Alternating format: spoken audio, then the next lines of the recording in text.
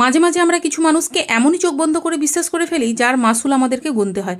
আর আজকে আমার সাথে ঠিক সেই রকমই ঘটনা ঘটেছে। ইউটিউব স্ক্রল করতে করতে একটা দারুণ রেসিপি দেখতে পেলাম, যার নাম হচ্ছে চকলেট মোমো। আর তোমরা তো জানোই আমি চকলেট লাভার, চকলেটের নতুন রেসিপি দেখবো আর সেটা বানাবো না হতেই পারে না। তাই কাল রাত থেকে ভেবে রেখেছিলাম যে আজকে ওই রেসিপিটাই বানাবো আর ওটাই তোমাদের সাথে শেয়ার করবো। কিন্তু ওই যে কথায় বলে না, ভাগ্যে নেই ঘি আর ভাত ঠকালে হবে কি। চকলেটটাকে প্রথমে মেল্ট করে নিয়ে ওর মধ্যে বলেছে ফ্রেশ ক্রিম দিতে, আর সেই অনুযায়ী আমিও দিয়েছি।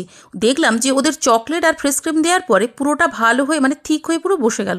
কিন্তু আমি তো ফ্রিজে দিলাম, বারবার এদিক ওদিক বরফের উপর দিলাম, কিছুতেই আর বসাতে পারলাম না। যেখানে বলা রয়েছে 5 মিনিটের রেসিপি, সেখানে আমি 3 ঘন্টাতেও কমপ্লিট করতে পারলাম না।